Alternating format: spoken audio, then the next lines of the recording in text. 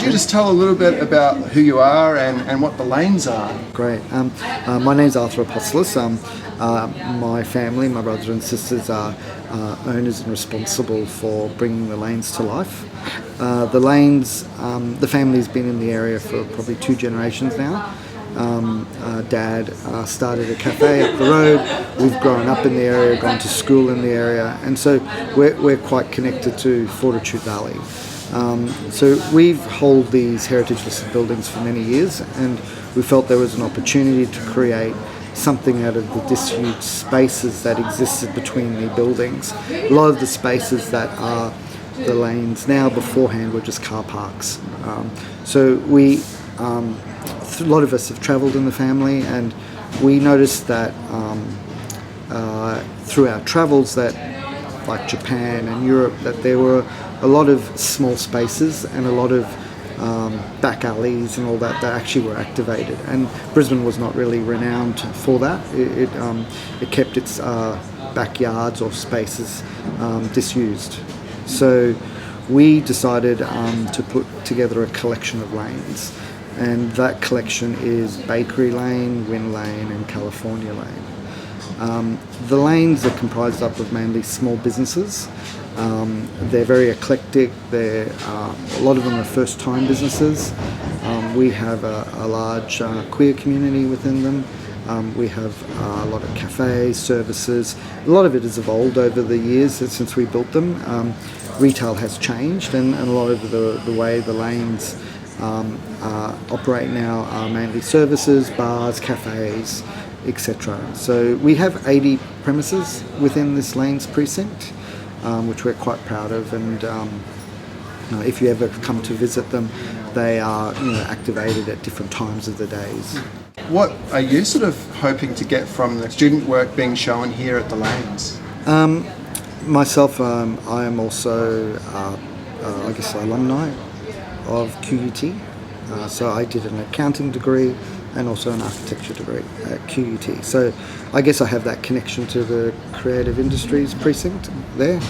So it's good to support students, and it's nice to still have that connection to the creative side of Brisbane. It's always interesting to see how other people visualize the spaces. We see it from our point of view, but it's also interesting to see how people connect to the space and how they will visualize it through different mediums. I think it would also be really interesting for the students to know about the sorts of people that come to visit the lanes. What do they find fun about the lanes? What do they come here to do? I haven't said previously, but 70% of the businesses that make up the lanes are women. So we're very proud of that. That the new entrepreneur is digital and also female based, which is really good. So the people that come and visit the lane, it's varied. Each lane has its own, community. And if you just look at Wynn Lane, for example, where we're sitting now, it's bounded by the Zoo nightclub, it's bounded by Stranded, it's got offices, it's got bars, hairdressing. So during the day you'd get office workers, who are coming to get Ben's Burgers, a burger, or coffee from Cafe Number 5. And as the day evolves, so does the population who visit Wynn Lane. So you might get people who are coming in to have their hair cut.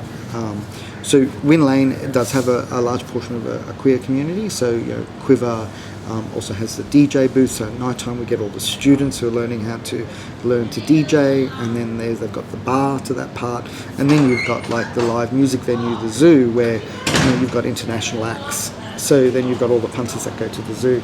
So you can't really class who comes to the lanes, and I just think it's people who want to try something different. Each laneway is very unique. It's not found anywhere in Brisbane, these tenants or this community. What advice would you give to the students?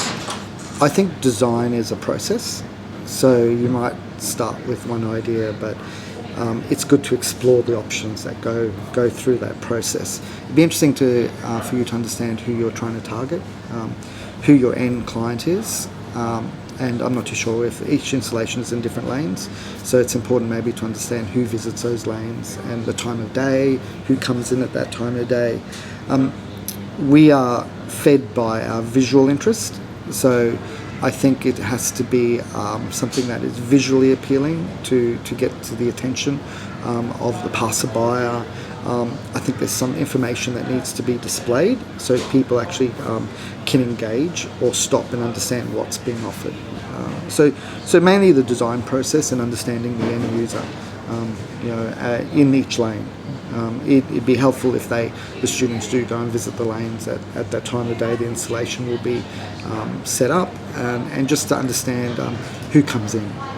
It is really varied. Bakery Lane has a more family orientated slant.